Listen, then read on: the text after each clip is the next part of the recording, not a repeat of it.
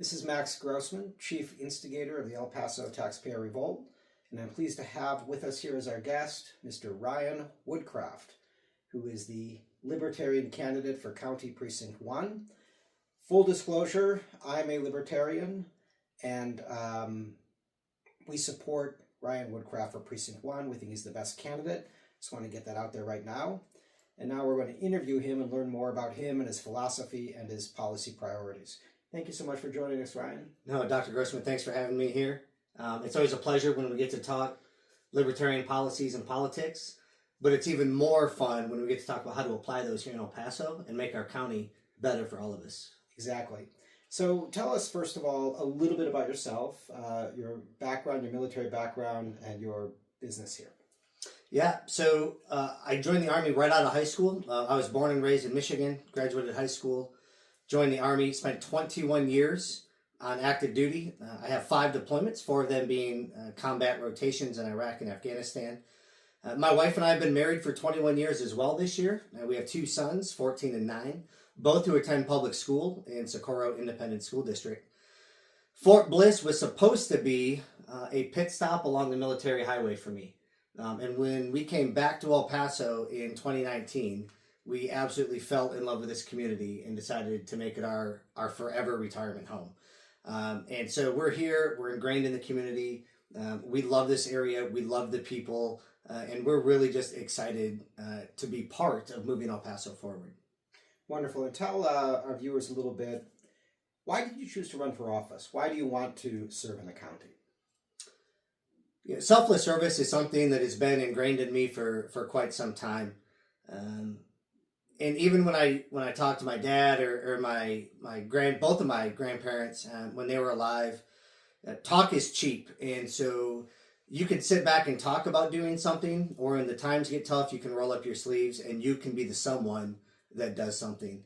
And you know, the commissioners and city representatives and some other of our taxing entities, for quite a few years that I've been paying attention, have continued to slowly increase our tax rates. They've been issuing non-voter approved debt to pay for things that they want to do, not things that we need to do. And to be quite honest, Max, I got tired of talking about it on Facebook. And I got tired of talking about it at restaurants with friends. And if nobody else was going to step up and defend those who either couldn't or wouldn't defend themselves, I decided to put some skin in the game, roll my sleeves up, and try to do something about it. Excellent. And let's talk a little bit about libertarianism, okay?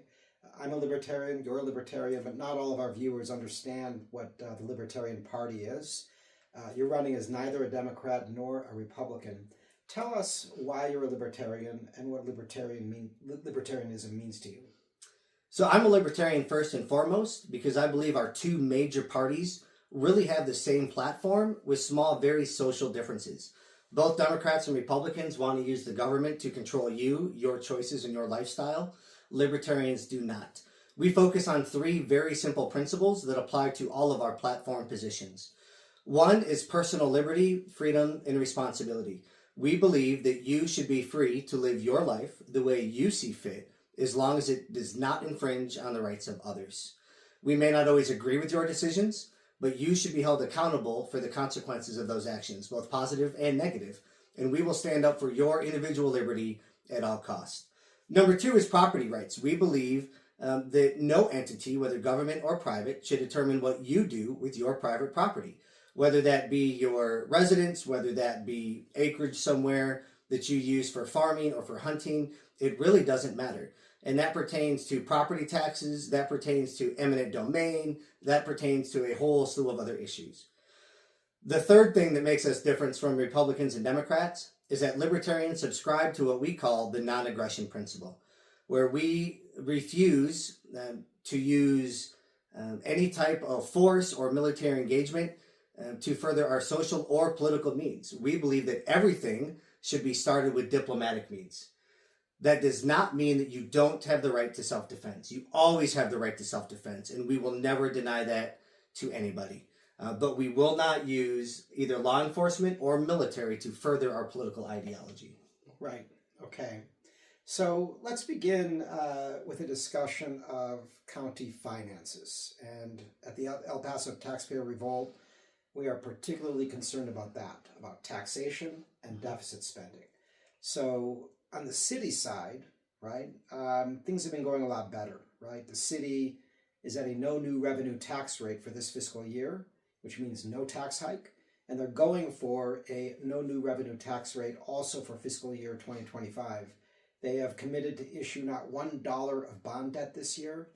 And they have a city manager and a new city council that are fairly committed to fiscal restraint.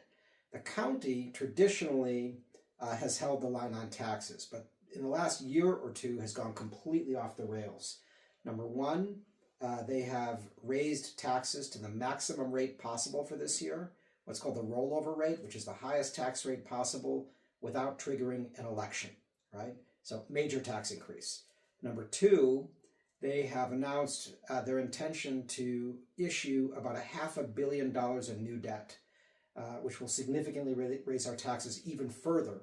And 150 million of that $500 million will be certificates of obligation, debt issued without your permission. And number three, the controversial salary raises. City council reps and the mayor, they do not get to vote on their salaries. Their salaries are pegged to inflation, right?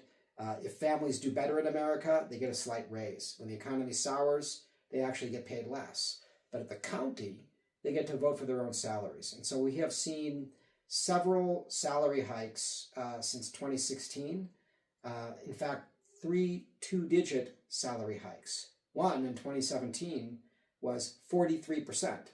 And the last one just recently, 16.2%. So there are commissioners on the commissioner's court who made $62,000 in 2016 and are now making $114,900, 89% more than they made in 2016.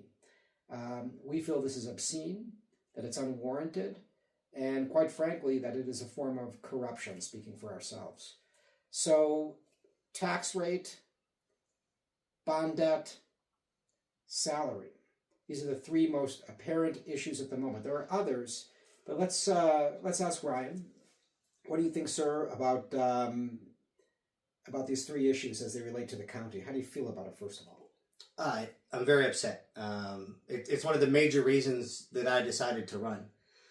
First, I want to commend City Council over this past year on beginning the process of fiscal restraint. I appreciate it as a resident of the city. I also think that the city themselves could do more in reducing spending. It briefs well if you want to cut taxes, but that frivolous spending has to go along with it to make sure that we're staying fiscally responsible. So I encourage City Council to look at those avenues. Historically, the county has been fairly fiscally responsible.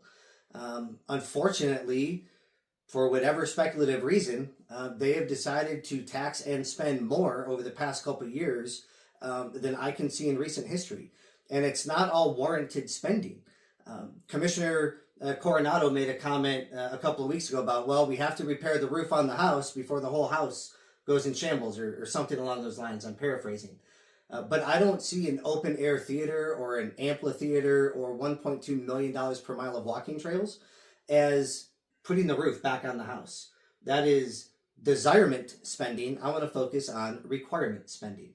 So from a tax rate perspective, the no new revenue tax rate is my baseline tax rate. I will not vote for anything that raises taxes higher than the no new revenue tax rate, and I will actively look at ways to lower that tax rate. If we pay off debt, that doesn't mean we get to issue more debt because that frees up income. What that means is our taxpayers get more money back in your pocket to spend how you see fit. The government does not get a vote in how you choose to fund your family, and I don't think that they should be taking money from you to purchase frivolousness. When it comes to debt, the county's been splitting it up over a couple of different ways. Certificates of obligation, which are supposed to be used in cases of emergencies, have not been. I believe certificates of obligations have been abused. And I think the county judge and the county commissioners have taken the word emergency and used it very frivolously in things that they may deem as an emergency. In reality, is just covering up for poor management, for poor leadership, and for poor fiscal discipline. And so we've got to be able to take that step and say no to non-voter approved debt. When it comes to balancing the budget, and cutting frivolous spending, if it's so important that the government has to provide it, because I believe that private industry should provide most of the services that our governments provide now. But there are things that only government can do right now. And in those cases, I think they need to be put in the budget first. And we need to focus on what we're required to provide and the services we're required to pay for. If it can't go in the budget and the budget can't be balanced, then those items need to be moved to a general obligation bond, which is voter approved debt, assuming the voters approve it. The voters can always deny that debt. But that is that piece where we send the nice to haves, or we send the items that here's the bare minimum, but in order to do it right, maybe we need to step it up a little bit. And we send that to the voters and see if the voters are willing to take on the cost of that debt. One of your Democratic opponents, Butler, has stated very clearly that she supports the use of certificates of obligation under a variety of circumstances, right? Circumstances that are not emergency circumstances. So are you willing to tell our viewers that you categorically oppose the use of COs for all but the most dire emergencies? Yeah, 100%. The way that the county uses COs now, which is either to make up for poor management and leadership or to pay for their pet projects, I will oppose 100% of the time. The only time I will consider the conversation on a certificate of obligation is in a catastrophic event. And by catastrophic, I mean the entire foundation of our county has been shaken to its core, and we have to bring in quick money to reestablish very important services. Right, and that would be something like a catastrophic flood, a tornado goes through downtown, a volcano erupts in downtown. That's an emergency. Right, and God forbid, because we don't want any of that to happen. But Right. It must be a catastrophic event Biblical. for me to entertain the idea of non-voter approved debt. Now, another form of non-voter approved debt, which the county has used recently, is tax anticipation notes. Tax anticipation notes are very much like COs, except that they have a shorter term. They must be repaid sooner. And that means that the payments are higher, but the interest rate is slightly lower. And one of the Democratic candidates, not Butler, but Pete Farone, has stated that he supports tax anticipation notes, but not COs. What about you? I oppose both. You oppose both COs and a tax anticipation? 100%. And when we look at, so one of the projects I've been looking at, my oldest spends a lot of time at the El Paso County Sports Park. I help coach 2 baseball teams that play there. And one of the projects that the county is looking at is updating the lights to LED lights. And so we're going to take some of these older bulbs that aren't as energy efficient, cost more money to run, aren't necessarily as bright, and they want to replace them with LED lights, which looks good on paper, like that makes sense. But because we're going to do it using debt, the cost savings is basically a wash, and it's going to end up costing us more money. If we could just pay for that out of the budget to begin with, that cost savings goes back into the county and into the taxpayers' pockets. Why are we basically erasing our savings just to pay off the debt, and we're basically break even for an improvement? I'm not okay with that. Let's improve and save at the same time. It can be done. Excellent. So, Ryan, our county is 174 years old.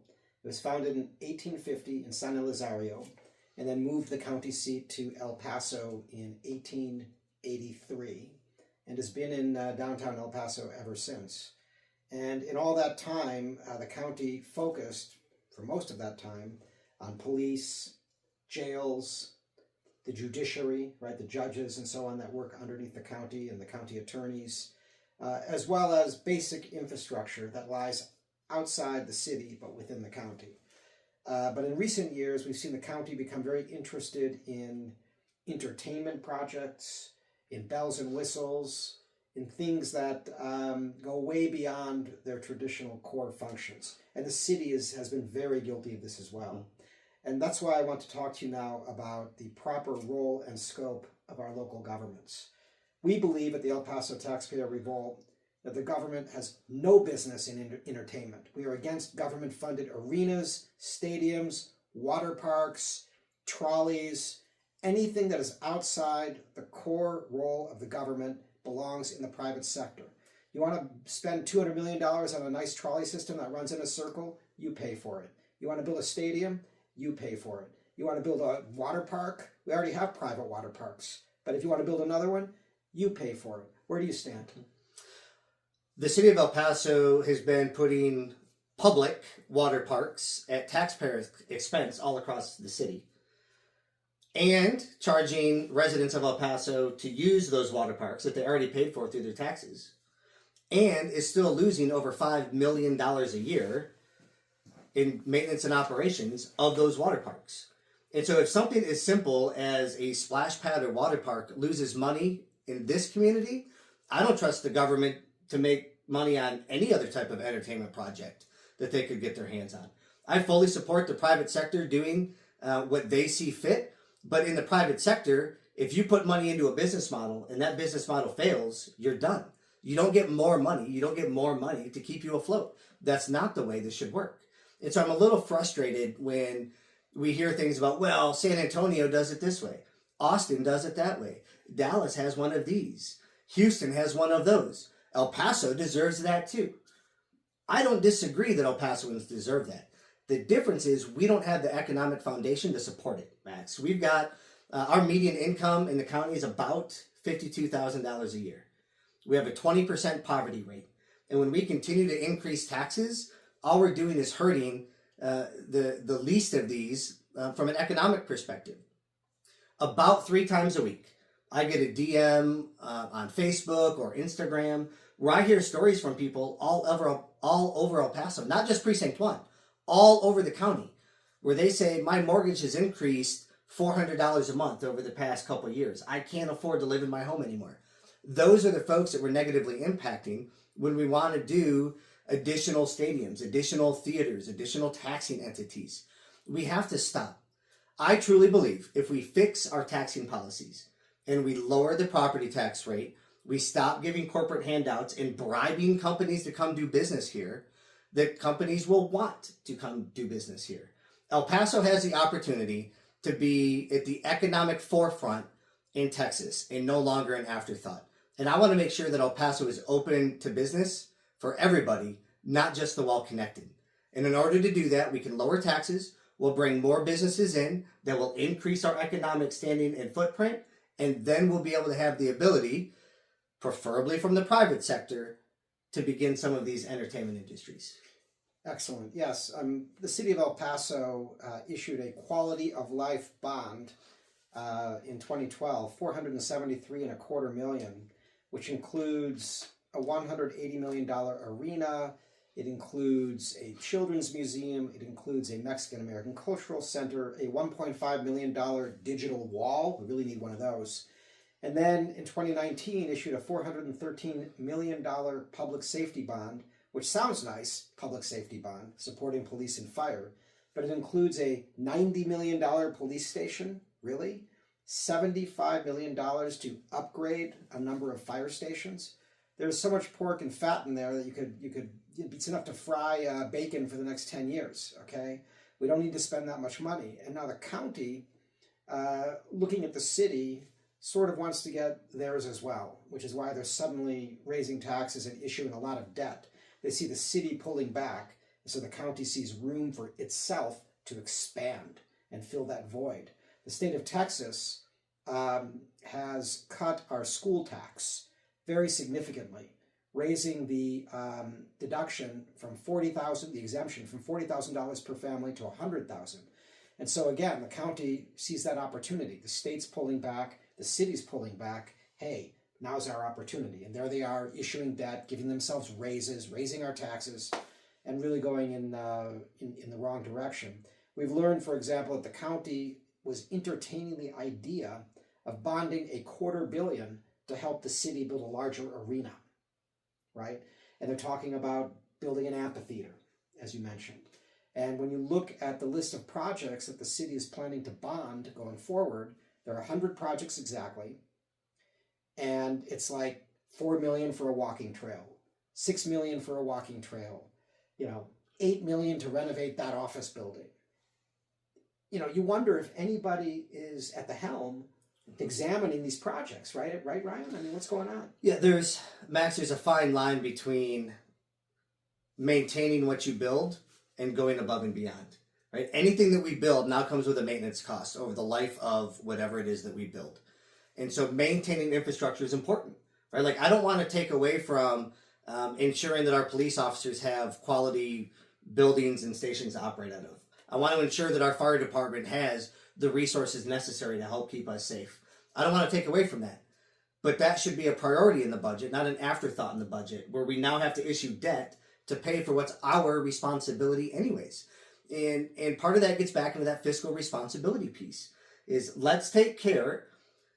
If Commissioner Coronado wants to put it in household terms, then let's focus on repairing the roof and keeping the lights on and making sure that my kids have food in the table, instead of saying, well, let me put a pool and a hot tub in the backyard first, and then I'll figure out how to fix the water heater.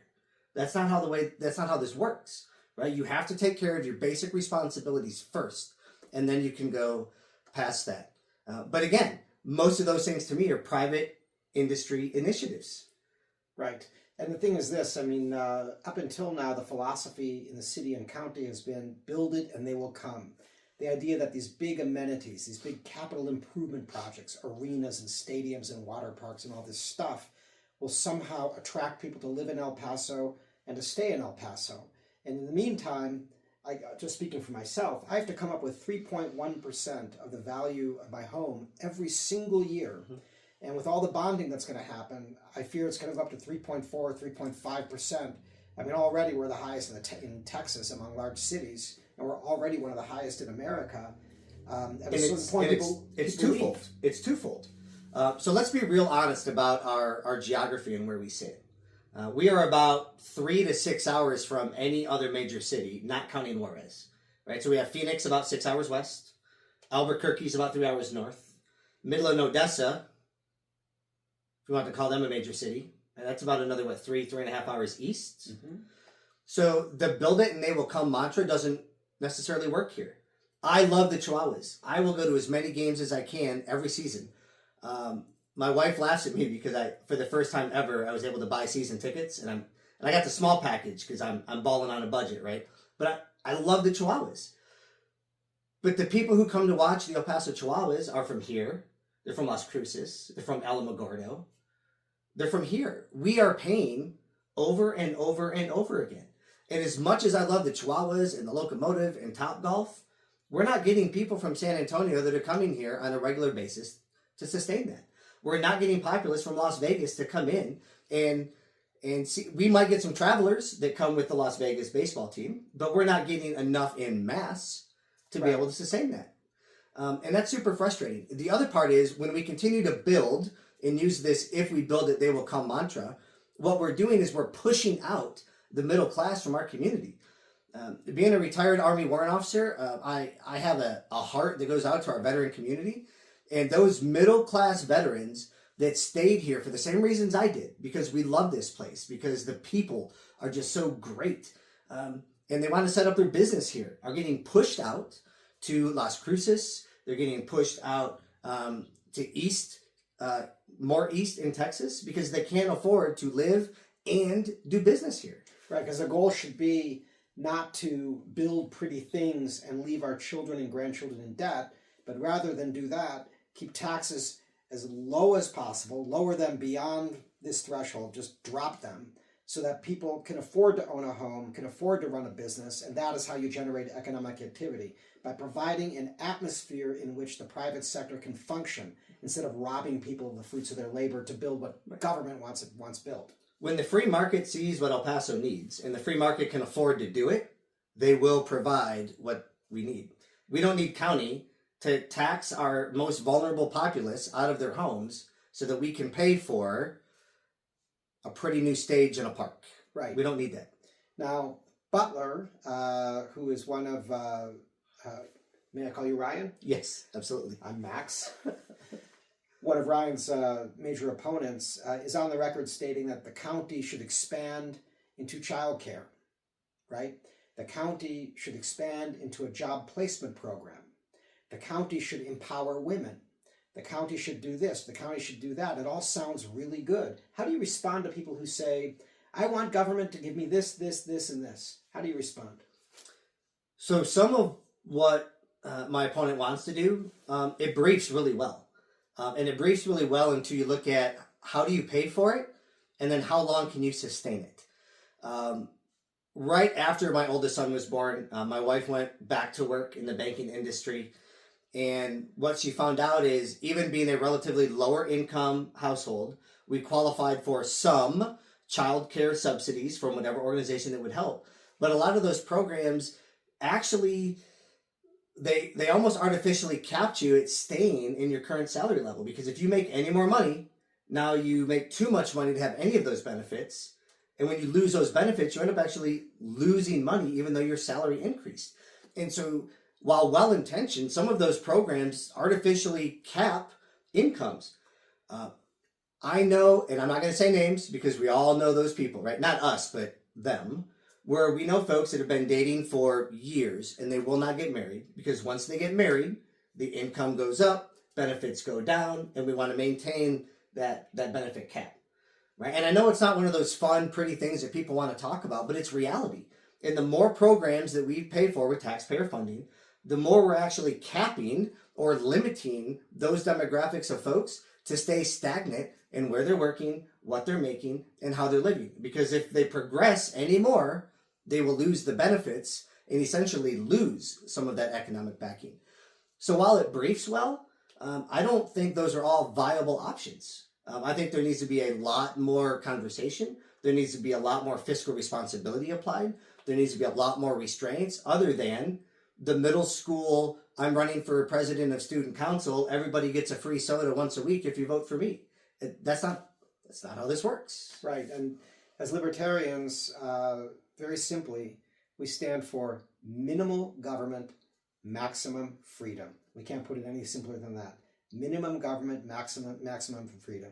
Capitalism is the most efficient system ever devised for advancing people, for lifting people up. No better system has ever been crafted in the history of humanity, and we embrace it completely. And we need to unleash its potential as much as possible and get government out of the way. And not just at the local level. That goes all the way up to the federal level. Exactly, right. From the city to the county to the school districts, all of our taxing entities, right up to the state and the federal government. I mean, the representatives that we elect to represent us in Austin are part of the problem in how much we're paying here. Right. When we look at the unfunded state mandates that are levied on the county, right? Over half of the budget goes to unfunded state mandates. Right. Not too long ago, when gas prices went through the roof astronomically, and President Biden's answer was, just go buy an electric vehicle. Why would you tell a low-income family, right, maybe a single parent that works 2 jobs with multiple kids who can barely put $30 worth of gas in their tank to go to work, just go take out $60,000 worth of debt and buy an electric vehicle. And then you won't have to worry about the gas prices. Right. And our Senator Blanco, authored a bill where if you own an electric vehicle, you now pay $200 a year in additional registration fees to cover the taxes that are going to be lost because you don't pay for gas anymore. Right. Or we have all 4 of our House representatives. So Precinct 1 has 4 House representatives that fall somewhere within the precinct, 2 of which explicitly support one of my opponents. All 4 of them supported an additional $10 increase in registration fees to help transportation in El Paso County. $3 million of our $601-ish million budget goes to county road maintenance. Right, and that brings me to the next really important point. Here at the El Paso Taxpayer Revolt, we call it like it is, okay? We are unrestrained in our use of First Amendment. So I can tell you that there are about 24 families in El Paso that for a long time have really called the shots, have really maintained uncontested control of both the city and county for a very long time, and that's changing. The city has really been arrested free from their grasp and now is acting more independently than it's acted in a very long time. But the county, to a large extent, is still under their control. And of course, our state delegation is firmly under their control.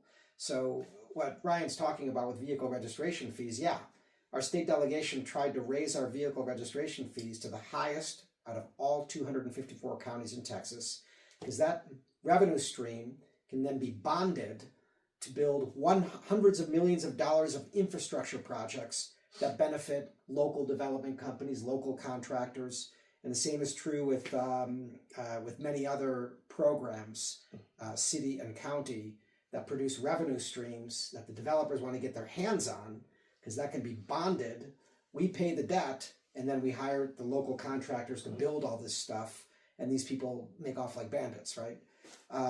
Well, it's a self-leaking ice cream cone, Max. And so one of the projects that the county's looking at paying, I think it's $4.5-ish million for, is they want to build a bridge over a road in Precinct 1 that habitually gets washed out when there's heavy rains and flooding. 8 times over the past 3 years, the county has repaired this road, and now they want to spend $4 million to build the bridge so they don't have to worry about that. And so this goes right back to mismanagement and poor leadership and being a poor steward of taxpayer dollars. Right. Build the bridge first and stop wasting money on the Band-Aids. That should be a priority. Not Yes. $1.2 million worth of paved walking trails at Oscarate Park. Right. And look, your opponent, Butler, who has raised the most money among the Democratic candidates for County Precinct 1, raised 91% of her money from outside County Precinct 1. 91%. So only 9% of her donors, in terms of the money donated, come from within Precinct 1. And of course, where's all this money coming from? It's coming from the big developers and their bankers and attorneys. This is how it always works. And there she is talking about capital investment, and we need to build this and build that and expand the government. And who benefits? We know who benefits, right? So, Ryan, if you're elected, what happens when these people come knocking on your door and demanding that you vote for this incentive or this 381 agreement with developers or that tax increment reinvestment zone for developers? How do you respond to these people? So nobody owns my vote. If anybody's going to support me, it's because they believe in who I am and what my platform is. If you look at my campaign finance reports, because in the interest of transparency, a good portion of my donations come from outside of Precinct 1 as well.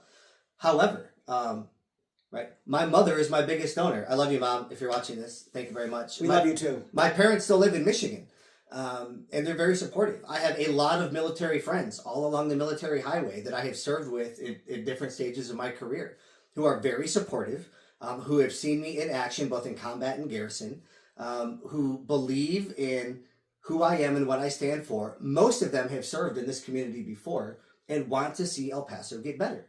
And so some of my donations come from them. And then from a local perspective, most of my donations come from Precinct 1 when you look at local donations. But I've been everywhere from South Korea and Japan to Iraq, Afghanistan, Jordan, right? So the people I've served with along the highway are vast. I don't necessarily want to focus on which area the money came from, but let's talk about who the money came from. And you can look at either of my two opponents on the Democratic side. You can look at their campaign finance reports and tell exactly who they're going to align with. I am so far outside of the political status quo of El Paso, I don't think those folks even know how to get my phone number if they wanted to. You can go to the website, woodcraftforelpaso.com, and go into the contact me info. That'll send me an email. But I'm not backed by them. Right. Some of those organizations have intentionally not contacted me, as I've heard from other folks, because they don't want anything to do with who I am or what I represent. I've had supporters of mine call me that some of those camps have called them and said, you can't support Woodcraft. He will bring those libertarian ideals to our community, and we can't afford that. Imagine that. Good. That's exactly what I'm running for. Hallelujah. The status quo has taken hold of El Paso, and people are just used to it. We see it in every news article. More of the same. Cover up here. Smoke and mirrors there. It's time to put an end to it. So they're more than welcome to call me. They're more than welcome to schedule an office call. Let's take a look at what they propose. But nobody owns my vote. Yeah, and let's talk about another thing. There was going to be an event coming up where you were going to get to debate your Democratic opponents. What happened? So it was a candidate forum. It's not an actual debate. The El Paso Chamber does candidate forums for different races. A couple weeks ago, they had one for county district attorney, where the 3 Democratic candidates showed up. The Republican candidate declined from appearing. And tomorrow, actually, I don't know when you're going to air this, but today's Monday, so Tuesday, February 13th, we're going to have the event with the candidates for county commissioner for Precinct 1. I still have a full-time job. I still have, whatever the amount of hours to do to put food on the table. and I'm supposed to be in San Diego. That was my scheduled time frame to travel to support what we're doing. And the folks I was supporting were gracious enough to let me change my work plans, change my flight plans to be able to support this event. I found out Friday night that both of my Democratic candidates had withdrawn. One withdrew first, and when the second candidate heard about it, they also withdrew, leaving me to be on the stage. And so, because the Democrats were in a primary, I think it was KVIA was going to be the moderator for that forum, and because the Democrats weren't going to be there, KVIA withdrew, and that left me. And so that event has now been postponed to sometime closer to the general election. And look, it's not the El Paso Chamber's fault. I'm very thankful for them. They did everything they could to ensure that this event could continue on. And so nobody take it out on the El Paso Chamber. They did everything they could for this event to happen. But I think what it shows is when you put somebody with character and integrity and values in front of folks that want to maintain the status quo and get paid for it, they're not going to want to be on the stage with me. And I can understand that. If I were a Democrat, I wouldn't want to talk for the same forum as you either, Ryan. But in any case, let's talk about the Republican a little bit. I think something has to be said about that. Claudia Lizette Rodriguez, former city council rep, lost her bid for re-election of City District 6 and is now running for County Commissioner Precinct 1. As everybody knows, she was implicated in the gas card scandal. She was reprimanded by the City Ethics Commission for how she spent taxpayer-funded gasoline, and she was also fined $1,000 by the Texas Ethics Commission for multiple campaign finance violations when she was running for re-election. And now we've learned that she failed to file her campaign finance report on time. It's just another thing, right? In any case, full disclosure, and just to get this out of the way, Ryan, of course, serves on the City Ethics Commission, and his candidacy, of course, has nothing to do with Claudia Lizette Rodriguez, and he had no idea, of course, that she was running for County's Precinct 1 at the time that he joined his colleagues on that commission to adjudicate her case, okay? So we're responding to her accusations, which are really spurious to the contrary. I just want to get that out of the way, and I just want to tell you that Ryan is the most ethical man I've ever met and knows when to recuse himself. So it is absolutely a non-issue. That being said, Claudia Lizette Rodriguez, when she was on city council, voted to raise taxes.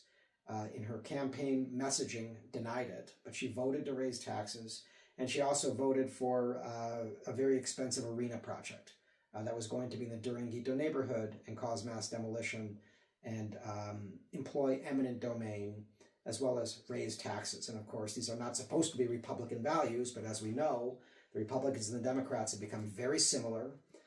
Reaganomics sort of went out the door quite a long time ago, and now it's all about, who can tax and spend more. And that is where we come in, the Libertarians, right? We see very clearly, we understand things very clearly, and we are, how should we say it, with the taxpayers of El Paso. Yes, so when it comes to my opponent on the Republican side, I don't have to say anything. Their track record speaks for themselves, and I will let you make the determination where that fits within your purview. I cannot run anybody else's race max. I can only run mine, and so I don't want to focus on my opponents per se, but my policies and my perspective on how we're going to move El Paso forward varies drastically differently than what theirs do. And where all three of them seem to toe the line is tax more, spend more. They just want to tax more from you and spend more on what they want, not on what you want. I don't want to tax anymore. And I want you to spend more with the money that you save from us, not taking it from you from a government perspective. Right. And another thing needs to be said is that the Democrats and Republicans on the County Commissioner's Court, or who want to run for the County Commissioner's Court, oftentimes stray outside of their authority, outside the purview of their office. And so your Republican opponent, for example, is very interested in immigration, which is a federal and state issue, not a county issue, or abortion, or social issues that really have nothing to do with the job of a county commissioner. And the Democrats, too, again and again and again, stray into this ideological and social territory that has nothing to do with the job. Now, you can feel about abortion one way or the other, or about the wall one way or another, but the bottom line is that a county commissioner is focused on the county budget, which is confined to enumerated powers, right? Yeah, absolutely. It's I think keeping government in its box and not letting them think outside the box is something that we as voters have to do. The Texas Constitution is pretty clear about the responsibilities of what a county government is. And anything outside of that needs to stop.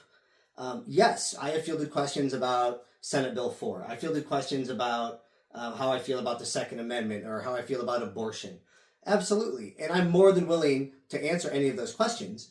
I just want people to know, one, I cannot control any of that as a county commissioner. It's not like we get a magic vote that says, I know what federal and state laws are, but we're going to do it differently. It doesn't work that way. But I do know who candidates are, that if you support my position, there are candidates up and down your ballot that can support those at the U.S. Senate level, at the presidential level, at the Texas State Supreme Court level. There are candidates with an L for Libertarian by their name that if you believe in what I believe in, there are candidates on your ballot that can help change that. That's right. One more thing I'd like to talk about, Ryan, is veterans. You are a combat veteran. I am. You have had 5 deployments, served honorably for more than 20 years. Thank you so much for your service. My pleasure. Thank you. And Fort Bliss, of course, is one of the largest military communities in the United States. It is an integral part of our culture, of our economy, of who we are as El Pasoans. And you always include veterans in all of your messaging. Tell us a little bit, as a county commissioner, what would you do for our veterans? Yeah, that's a loaded question. I think there's a lot more that we can do for our veterans. I appreciate the moniker Veterans Capital of the USA. I think that instills pride. I think it's a rallying call for some of the organizations in the city and the community, and I appreciate it. But in some cases, it's an empty platitude that we need to put some substance behind. Here's a couple of things that I would like to do. The younger generation of folks that are getting out of military service are pretty well connected with the resources that they have available to them. There's transition classes, there's classes for VA benefits, there's resume writing classes, you can do interview preparations. There's just a myriad of resources that our service members can do, whether they're ETSing or retiring from service. Some of the older generation, and I'm an old millennial, and so I'm not exactly sure where I fall in that, where I'm on the older end of the spectrum, like not quite, Gen. But your soul is Generation X. Said it. Right? Like I grew up watching cartoons where you had to change the channel, or you had to take the phone off the wall and do the circular dial. Generation X. Go ahead. I'm just saying, but I'm an old millennial, and so I'm going to say anybody that's older than an old millennial may not know all of the resources that they have available to them as veterans. And I think being able to better connect that community in our community with the resources is a big push. Mental health is always a big one. And folks want to talk about, we have to erase the stigma. We have to have more mental health resources. Some folks shy away from this, but I don't. I've seen combat in Iraq and Afghanistan. I've been diagnosed with post-traumatic stress syndrome by the VA. And that's nothing to be ashamed of. Knowing how to work through that, where to get help, who to talk to is so important. And I think too many of our veterans live with the stigma that if I say something, there will be negative consequences and ramifications because of that. And that's frustrating to me. So being able to connect our veterans with resources like that to help them, not just physically, but from a health perspective, from a spiritual perspective. The other part I think we can do for our veterans here, there's some great resources with Texas Workforce, with the Chamber and the Hispanic Chamber. The Military One Source is a great benefit. There are veterans organizations throughout our community that do job fairs and different events. But I think one of the things that we're really lacking is keeping the skilled labor that leaves service from Fort Bliss here in El Paso. If you get a sergeant that spent 6 or 7 years in the Army and they were an X-ray technician, how do we get them connected with an industry here in El Paso to allow them to continue to work is an x-ray technician? Why are we losing them to Salt Lake City or Nashville, Tennessee? Why? We have to be able to have those resources here. And part of that initiative for the veterans initiative to keep the highly skilled veterans here is starting by lowering property taxes, increasing our economic footprint for businesses to want to come here. We should not have to bribe Facebook to put their servers in our community. Businesses should want to come here. And when we bring those high-skilled jobs here, that gives an incentive for our veterans to stay here, for their families to stay here. And ultimately, if we want to be the veterans capital of the USA, I don't know how we could do it any different. A couple of rapid-fire questions that have entered the world of the county. Real quick. Guaranteed income. No. That's simple. No, this goes back to roles of government. Right? The universal basic income concept or anything of those sorts is well outside of the scope of county government. One of the commissioners made a comment that, well, the county has to pick up the slack for the city because the city didn't do it. No, the city didn't do it because it's not their job. Okay. And it's not the county's job either. So no, absolutely not. How about gun buyback program, where the county uses public funds to encourage people to sell their guns to the county? Yeah, using public funds is where I draw the line. If people have disabled weapons or old guns or unserviceable weapons that they want to turn in, great. I'm sure there's a private industry that would love to give you gift cards to their business to turn those in. But using taxpayer funds, or in the most recent case, using ARPA funds, I believe, from COVID, to do that, I think is way outside the scope of what we should be doing. When you took your oath to serve in the military, you took an oath to defend the Constitution, correct? Support and defend the Constitution. Exactly. And that would include the Bill of Rights. Correct. Not part of the Bill of Rights. All of the Bill of Rights. Correct. 1, 2, 3, 4, 5, 6, 7, 8, 9, and 10. Right? Correct. There's no part of the Bill of Rights that you would exclude or de-emphasize. No. Okay. Excellent. Well, we have learned a lot about you. Ryan Woodcraft, tell our viewers how they can donate to your campaign. Oh, and not even just donate. I'm going to change that up a little bit, Max. There's 3 ways you can get involved. In any of the 3, I would immensely appreciate.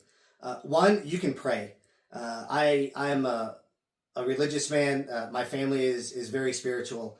And I will tell you, even in the early stages of this campaign, it has started to take a toll on my family, on my wife, on my kids.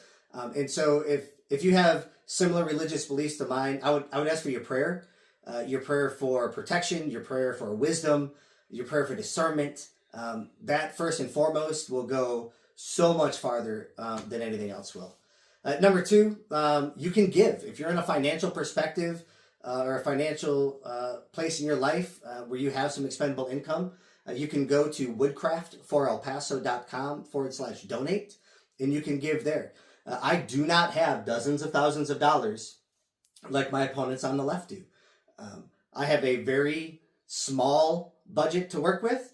I am doing that very fiscally responsible. I will not spend any more than I bring in. And we're actually staggering some of the block walking campaign supplies that we're purchasing to ensure that we stay within our budget.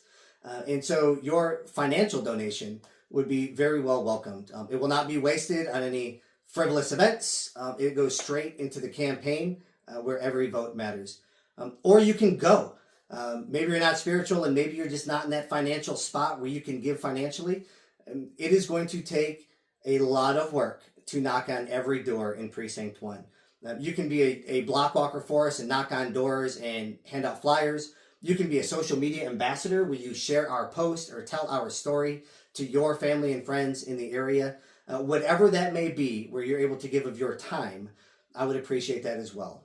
There is a volunteer tab on our website that you can go and sign up to volunteer, and a member of our campaign will reach out to you with some more information. Excellent.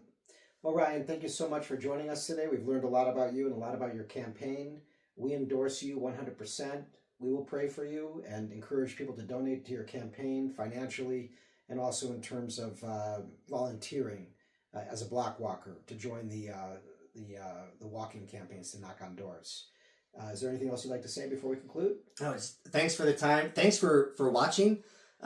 If you agree with Dr. Grossman and I, share the video. Tell your friends. Let people know it doesn't have to stay the same way it is. If they're as upset as we are, Precinct 1, you have a real option on your ballot on November 5th.